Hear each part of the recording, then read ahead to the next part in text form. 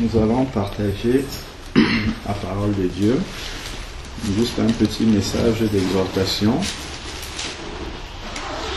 pour cette nouvelle vie qui va commencer pour vous deux et pour nous. Cette vie qui va continuer. Nous avons toujours besoin d'être nourris par le Seigneur. Parce que lorsqu'on devient une nouvelle créature, tout comme le bébé qui vient de naître, nous avons besoin d'être nourris par la parole de Dieu. C'est cette parole-là qui fait grandir en nous l'homme intérieur. Et contrairement à la croissance physique des êtres humains, qui se limite au bout d'un certain âge, lorsque l'on devient adulte, la croissance spirituelle ne s'arrête pas. La croissance spirituelle, c'est un processus qui commence ici sur terre au moment de notre nouvelle naissance, lorsque l'on entre dans la famille des enfants de Dieu. On naît de nouveau, on devient un nourrisson spirituel et on commence à grandir dès ce moment-là, et cette croissance-là ne va plus s'arrêter pour l'éternité. Ça, c'est ce qu'on doit comprendre. Ce qui signifie pour chacun de nous que nous ne devions pas nous arrêter et nous asseoir sur nos lauriers, quelle que soit l'intimité et la connaissance qu'on peut avoir du Seigneur, sachant que cette connaissance-là, elle est infinie et que nous avons l'éternité pour découvrir toutes les profondeurs du Seigneur. Ça ne commence qu'ici-bas, mais ça se poursuivra. Même quand nous serons avec tous les rachetés dans la gloire céleste, le Seigneur continuera à se révéler à nous parce que nous ne connaissons que partiellement. La parole de Dieu nous le dit. Ne connaissons que partiellement. Le Seigneur va continuer à nous enseigner jusque dans l'éternité. Donc nous devons prendre cette bonne habitude-là de constamment nous nourrir de la parole de Dieu, parce que autant que notre corps physique a besoin de nourriture pour survivre, pour se défendre, pour croire, autant notre homme spirituel à l'intérieur qui est régénéré au moment de la nouvelle naissance a lui aussi besoin de nourriture. Si on n'alimente pas un nourrisson, il va mourir certainement d'absence de vitamines, en tout cas d'aliments. Il va manquer justement de nutriments pour son organisme et il va mourir. Et si aussi on alimente un nourrisson d'une nourriture qui n'est pas adaptée aux enfants, le nourrisson va aussi d'abord commencer par avoir des carences alimentaires. Il va lui manquer certains groupes d'aliments, ce qui va nuire à sa croissance. Et progressivement, le nourrisson va être atteint de diverses maladies et ça va finir par la mort. Donc, de la même manière, non seulement nous devons comprendre qu'il est indispensable pour nous de nourrir notre homme intérieur, mais encore est-il plus important de comprendre que nous ne devons pas nourrir notre homme intérieur de n'importe quelle nourriture. Il faut lui donner la nourriture adéquate parce que, effectivement, par les temps que nous vivons actuellement, il faut savoir, comme le Seigneur nous a annoncé dans sa parole, qu'il y aurait beaucoup de faux docteurs, beaucoup de fausses doctrines qui vont circuler au moment de son retour. Donc nous devons être sûrs que la nourriture que nous laissons entrer dans notre cœur est une véritable nourriture qui vient de Dieu. Donc l'aspiration de notre cœur doit toujours être de rechercher la vérité. Rechercher la vérité, non pas simplement pour connaître la vérité, mais c'est parce qu'on veut la mettre en pratique dans notre vie que nous devons la rechercher. Et c'est comme ça que la croissance spirituelle va s'opérer. Parce que si on se remplit simplement la tête de la parole de Dieu et que cela ne prenne pas forme dans notre vie, ne puisse pas prendre forme dans notre vie, nous allons rester dans une situation de nain spirituel et on ne va pas grandir. Donc, plus nous mettons en pratique la parole de Dieu dans notre vie, plus le Seigneur va nous amener plus loin, parce que ça n'intéresse pas le Seigneur de donner la révélation de sa parole aux gens qui ne veulent pas la mettre en application. Ça sert à rien du tout. Donc c'est pour ça que nous allons voir un petit peu l'obéissance à la parole de Dieu. Ça, c'est vraiment la base même de la vie chrétienne, la base même de la vie spirituelle, c'est l'obéissance. Il n'y a pas de croissance spirituelle sans obéissance à la parole de Dieu. Nous devons accepter de nous laisser briser par la parole de Dieu, de nous laisser travailler par la parole de Dieu. Ce ne sont pas seulement les épreuves de la vie. Le Seigneur utilise diverses sortes d'examens pour nous faire grandir. Parce que lorsque nous naissons de nouveau, nous sommes à l'école de Dieu. Nous sommes à l'école de Dieu, et qui dit école dit examen.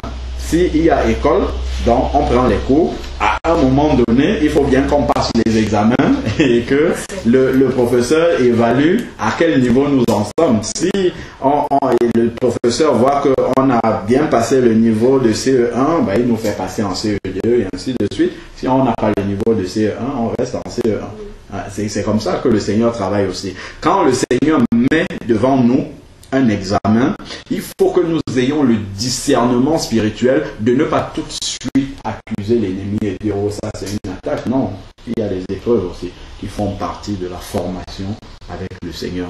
Et ces épreuves-là, nous devons les passer victorieusement. Donc plutôt que de dire au Seigneur d'écarter l'épreuve, d'écarter l'examen, l'examen est incontournable pour notre croissance spirituelle. Donc nous devons plutôt demander au Seigneur ce que nous devons comprendre au travers de l'examen, et surtout veiller à le passer, parce que tant qu'on ne passe pas, on tourne en rond. On tourne en rond. Le Seigneur nous fait, c'est l'exemple des Israélites. Les Israélites devaient traverser le désert en 40 jours, mais à cause de leur désobéissance, parce qu'ils avaient le cou raide, le Seigneur les a fait tourner. Ils tournaient en rond et ainsi de suite. Donc c'est exactement la même chose que nous avons dans notre vie spirituelle. Plus rapidement nous comprenons la leçon du Seigneur, plus il nous fait évoluer. Et si on comprend toujours les examens comme ça, on va avancer très très vite. C'est pour ça que dans l'Église, ce n'est pas le nombre d'années de conversion qui détermine le niveau spirituel. C'est parce qu'il y en a qui sont convertis depuis qu'ils refusent de passer les examens. Donc, ils sont là, 30 ans de conversion, mais ils sont toujours au CE1. Toi, tu arrives de la maternelle au moment où tu te convertis, hop, tu viens, tu passes au CE1, CE2, ainsi de suite. Mais lui, puisqu'il était dans le Seigneur avant toi, avec ses yeux d'homme, il te voit comme un nain, mais alors que le Seigneur te voit comme déjà un diplômé de l'université. Et ça, les hommes n'ont pas souvent le discernement spirituel de le comprendre. Alors, donc, nous lisons la parole de Dieu dans l'évangile de Luc au chapitre 6, du verset 46 au verset 49.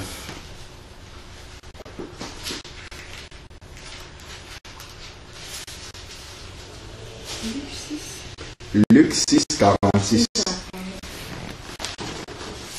Luc 6, 46.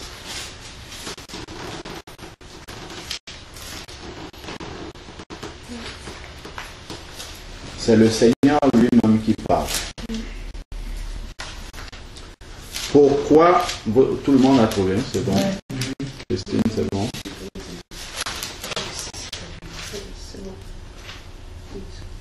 Pourquoi m'appelez-vous Seigneur, Seigneur, et ne faites-vous pas ce que je dis?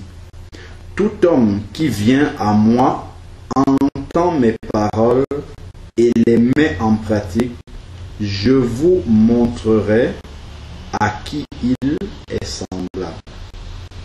Il est semblable à un homme qui bâtit une maison. Il a creusé profondément et posé le fondement sur le roc. Une inondation est venue et le torrent s'est rué contre cette maison, sans être capable de l'ébranler, parce qu'elle était bien bâtie. Mais celui qui entend et ne met pas en pratique est semblable à un homme qui a bâti une maison sur la terre sans fondement. Le torrent s'est rué contre elle. Aussitôt, elle s'est écroulée et la ruine de cette maison a été grande. Amen. Pourquoi m'appelez-vous Seigneur, Seigneur, et ne faites-vous pas ce que je dis? Ici, le Seigneur a mis une conjonction de coordination. Et ne faites-vous pas ce que je vous dis. Donc, il y a un rapport entre le fait de dire Seigneur, ça a une implication dans notre vie. Parce que tout le monde peut dire Seigneur, même le diable même peut dire Seigneur. Puisque le diable sait que Dieu existe, il reconnaît Jésus, comme quand on voit Jésus venir rencontrer les Gadaréniens. Les démons en eux parlent. Ils disent, qu'y a-t-il entre toi et nous, fils de Dieu? Donc ils reconnaissent que c'est le Fils de Dieu. Et ils prient même Jésus dans ce passage-là. Ils demandent à Jésus, fais que nous entrions dans les pourceaux. Donc ils prient Jésus et Jésus exauce même la prière. Donc le fait de dire Seigneur, même de prier, ça ne garantit pas encore que nous soyons de véritables chrétiens. Le véritable chrétien qui peut dire Seigneur, Seigneur, et que ça ait une valeur aux yeux du Seigneur, c'est celui qui fait ce que le Seigneur dit. C'est ce qu'il vient de dire là. Pourquoi m'appelez-vous Seigneur, Seigneur? Il est surpris que des gens qui l'appellent Seigneur ne fassent pas ce qu'il dit. Donc, en fait, c'est une phrase équivalente, c'est une implication obligatoire. Si je dis Seigneur, Seigneur signifie maître. Ça veut dire que tu es le maître de ma vie. Donc, il doit obligatoirement, ce n'est même pas il doit pouvoir, il doit obligatoirement mettre en pratique la parole de Dieu pour pouvoir dire Seigneur. C'est-à-dire quand la parole de Dieu est prononcée dans la vérité, nous devons dire Amen. C'est-à-dire qu'il en soit ainsi. Dans ma vie, dans mon cœur, qu'il en soit ainsi. Tout homme qui vient à moi entend mes paroles. Donc le Seigneur n'a pas... C'est pas le fait de venir au Seigneur qui est quelque chose. Tout homme qui vient à moi entend mes paroles et les met en pratique. Donc, le fait d'entendre la parole, ce n'est pas ça qui sauve. Le fait de connaître la parole de Dieu, ce n'est pas ça qui sauve.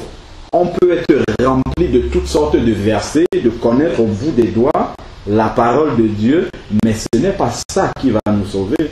Le Seigneur ne va pas demander, est-ce que tu connaissais la parabole du semeur? Est-ce que tu connaissais que le peuple d'Israël a été en Égypte prisonnier pendant 400 ans? Est-ce que non? Tu es venu, tu as entendu la parole de Dieu. Qu'est devenue cette parole-là dans ta vie? Qu'est-ce que ça a produit comme fruit dans ta vie? Parce que par-dessus tout, ce qui intéresse le Seigneur, c'est que nous produisons du fruit. Le fruit, le bon fruit de l'esprit. Et non seulement que nous produisons du fruit, mais encore que ce fruit demeure jusqu'à la fin. Parce que quand le Seigneur reviendra, il ne va pas nous demander est-ce que à un moment tu as cru en moi? Non. Aujourd'hui, à la date T, je suis là où en est le fruit de l'esprit dans ta vie. Si ce fruit-là a demeuré et est, mûr, tu rentres dans la gloire céleste. Et si ce fruit n'est pas mûr, tu auras de sévères remontrances du Seigneur qui risquent d'aller, comme il nous a dit, et sa maison a été, sa ruine, la ruine de cette maison a été grande. Donc prenons, Jésus le disait souvent, faisons attention à la manière dont nous écoutons la parole de Dieu. Parce que nous l'écoutons, mais il faudrait qu'elle devienne vie. Il faut vraiment qu'elle prenne vie. C'est ça réellement, c'est ça qui fait le chrétien. C'est le fait de se dire, quand j'ai quelque chose, quand je suis en train de faire une action, c'est de se dire, est-ce que cette action-ci glorifie mon maître ou pas du tout? Si ce type de question-là ne nous vient pas naturellement à l'esprit, nous devons nous poser des questions sur notre conversion. Toujours, ce n'est pas le fait d'être né de nouveau, ça ne s'arrête pas là. Ça continue tout au long de la vie chrétienne. Il faut toujours que nous revenions à la base.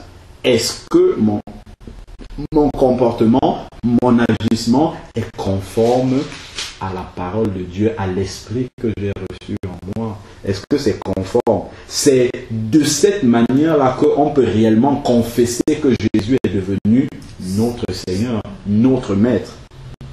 Ce n'est que dans ces conditions-là. Alors, il parle au verset 48. Il est semblable, celui qui écoute la parole de Dieu. Voilà à quoi Jésus compare cette personne-là qui écoute la parole de Dieu. Il est semblable à un homme qui bâtit une maison. Donc, la vie chrétienne, c'est une maison que l'on bâtit. Et on ne bâtit pas une maison comme ça en une seule étape. Étape par étape. On va mettre un parpaing, un deuxième, un mur. Après, ça fait un mur. Ensuite de suite, on doit mettre les fers, je sais pas, il y a les fers entre les murs, ainsi de suite. C'est vraiment étape par étape. Et il faut faire attention à la maison que l'on est en train de construire. Il a creusé profondément. C'est celui qui prend le temps vraiment, quand il a reçu la parole de Dieu, il a creusé profondément cette parole que je reçois dans les différents domaines de ma vie. Quelle incidence ça a, quelle implication, qu'est-ce que ça doit changer dans ma vie? Celui qui ne se pose pas ce type de questions-là est en train de bâtir sur le sable. C'est quelqu'un qui veut avoir tout de suite la connaissance de Dieu, mais quand l'épreuve va venir, à ce moment-là, la maison est au sol. Pourquoi? Parce qu'il connaît plein de versets, c'est rempli dans sa tête, même dans son cœur, mais au moment où l'épreuve est là, c'est là où le verset doit prendre vie maintenant. Ça doit remonter et on doit confesser la parole de Dieu. On doit dire, bon voilà, le Seigneur a dit dans cette situation que voilà comment il va agir, dont je ne le vois pas encore, mais par la foi, puisque je ne marche pas par la vue, par la foi je sais que le Seigneur va agir.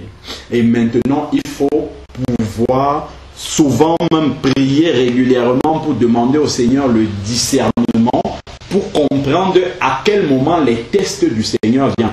Le diable nous tente, mais le Seigneur nous teste. C'est différent. Donc, quand nous sommes devant le test du Seigneur, il faut pouvoir discerner que là, ce n'est pas le diable qui est en train de nous tenter. Le Seigneur est en train de me tester pour voir où est-ce que j'en suis. C'est souvent dans des situations complètement... Parce qu'on pense toujours que ça vient de manière mesurée. Dans une situation ordinaire, il peut avoir un moment où il y a quelqu'un qui est sur notre chemin, qui réagit mal d'une certaine manière. Parce que le Seigneur veut voir, est-ce que justement la tempérance, par exemple, qui est un fruit de l'esprit, est-ce qu'elle va se manifester? Jusqu'à quel point je vais pouvoir me contenir alors que je suis injustement traité? Les gens vont injustement me traiter exprès. Le Seigneur va le laisser. Pourquoi? Parce que il y a les fruits de l'esprit que je dois manifester. Et si je comprends, si j'ai compris que il est impératif pour le Seigneur que je manifeste les fruits de l'esprit, je ne me fâche pas quand quelqu'un me traite injustement. Je prie le Seigneur pour comprendre d'abord que, bon, d'ailleurs, il me traite injustement, ok, le Seigneur, il aura ses comptes à rendre au Seigneur, mais ce n'est pas parce que je réagis mal devant cette personne que je suis excusé parce que c'est la personne qui m'a provoqué. Pas du tout. Chacun a ses responsabilités devant le Seigneur. S'il me dit d'avoir de la tempérance, cela signifie que devant une telle situation d'injustice, je dois manifester de la tempérance. Ce n'est pas que le Seigneur laisse l'injustice pour laisser l'injustice. Parce qu'il dit dans Romains 8, 28, tout concourt au bien de ceux qui aiment Dieu. Même les choses que nous voyons avec nos yeux mauvaises, ça concourt à notre bien. Ça nous aide justement à grandir dans le Seigneur. Parce que les fruits de l'esprit ne vont pas se développer comme ça de manière naturelle. C'est dans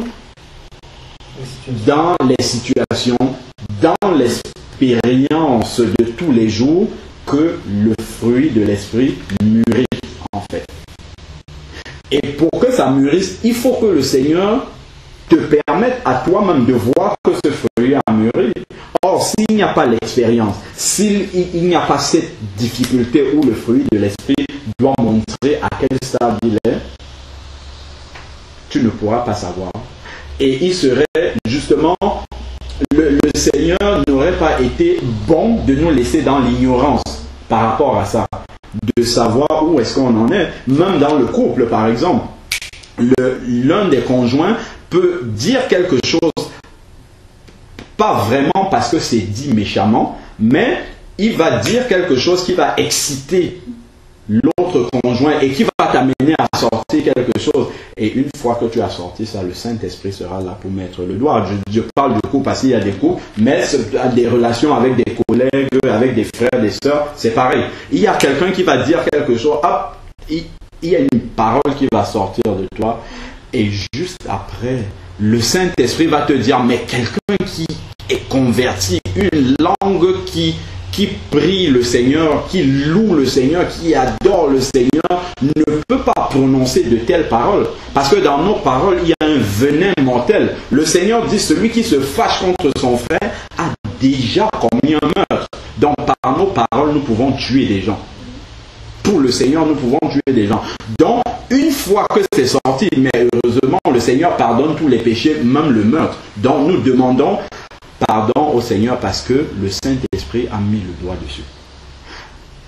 Immédiatement, nous réalisons que, tiens, je suis certes converti, je lis la parole de Dieu, mais au fond de mes entrailles, il y a encore ça. Merci Seigneur de m'avoir montré qu'il y a encore ça. Donc, Seigneur, je veux corriger. Et quand tu dis je veux corriger, il ne faut pas t'étonner que de telles situations se reproduisent pour que tu vois si tu vas réagir de la même manière. Il ne faut pas s'étonner. Quand ça vient, hop, là il faut reconnaître.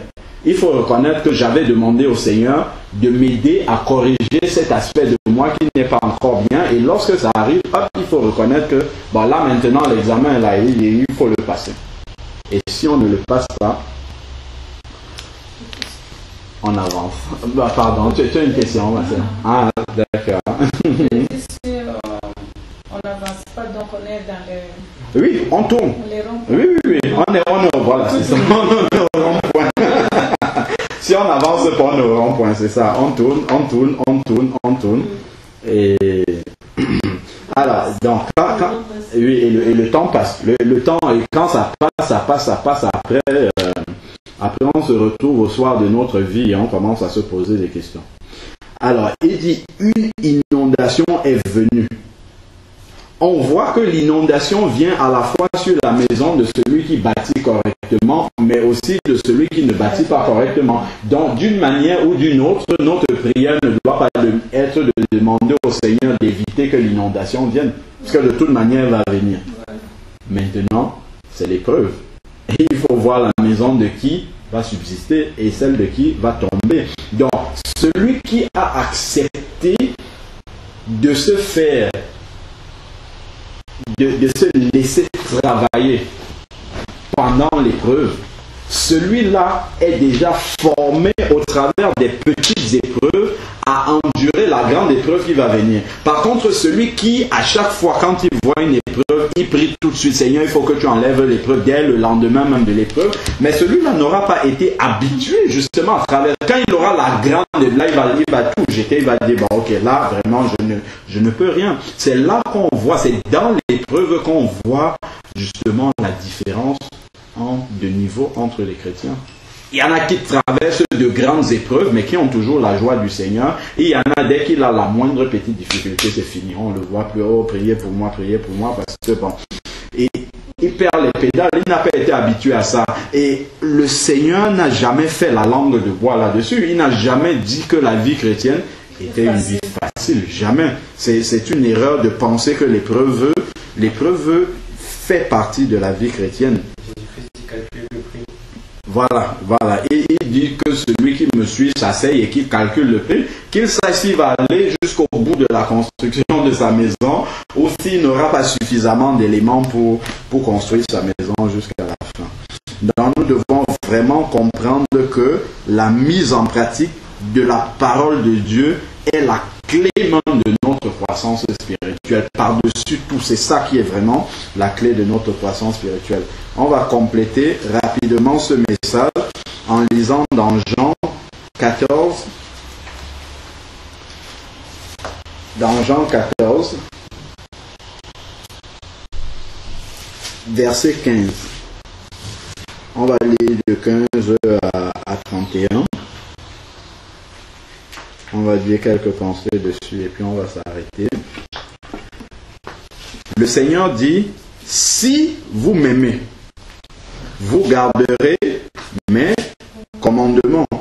Et moi je prierai le Père et il vous donnera un consolateur qui soit éternellement avec vous. Donc, il y a un si. Il dit, si vous m'aimez, vous gardez mes commandements. Donc, c'est pareil que tout à l'heure, dans Luc 6,46. Aimer le Seigneur, si quelqu'un dit qu'il aime le Seigneur, alors il doit garder ses commandements. Sinon, c'est impossible. C'est pour ça que l'adoration, par exemple, qui est le summum même de l'amour qu'on peut témoigner à quelqu'un, l'adoration doit toujours se terminer par l'obéissance à la parole de Dieu. Le véritable adorateur du Seigneur, c'est quelqu'un qui obéit à la parole de Dieu.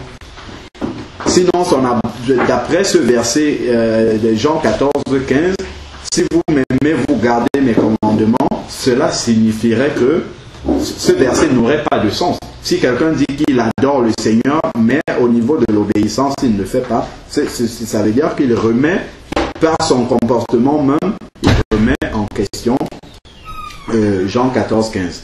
Alors, il dit au verset 17, l'esprit de vérité que le monde ne peut pas recevoir parce qu'il ne le voit pas et ne le connaît pas. Mais vous le connaissez parce qu'il demeure près de vous et qu'il sera en vous.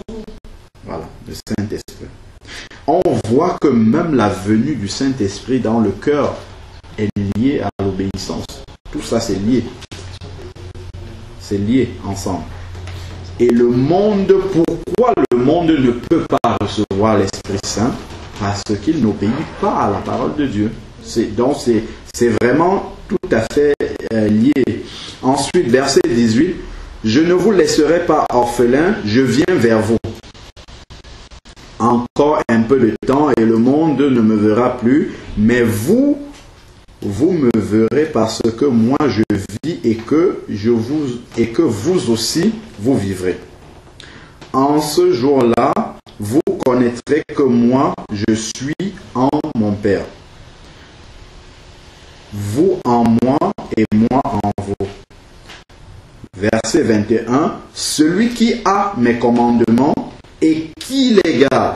Vous voyez, celui qui a mes commandements et qui les... Il y a toujours cette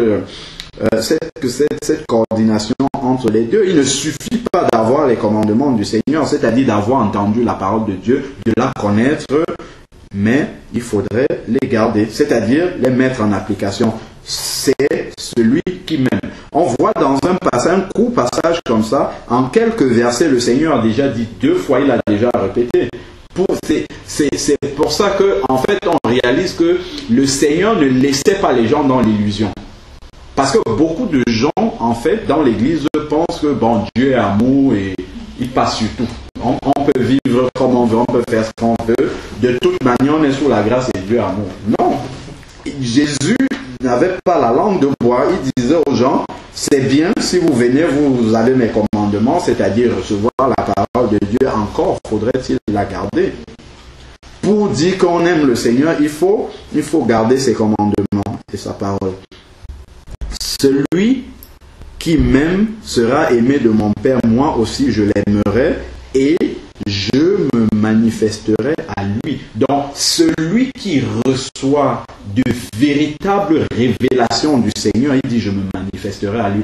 Plus on va obéir au Seigneur, plus il va se révéler à nous, plus il va se manifester à nous, parce qu'il sait que s'il se révèle à nous, c'est parce qu'on veut obéir à sa parole. Il ne va pas se manifester à quelqu'un qui, de toute manière, n'a aucune intention d'obéir à la parole de Dieu.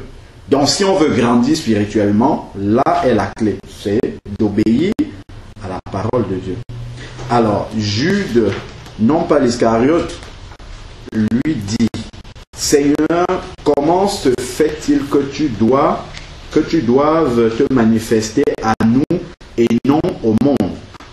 Jésus lui répondit, si quelqu'un m'aime, regarde, quelques versets, il ne fait que répéter ça. Il répète, voilà, si quelqu'un m'aime, il gardera ma parole et mon Père l'aimera. Nous viendrons vers lui et nous ferons notre demeure en lui.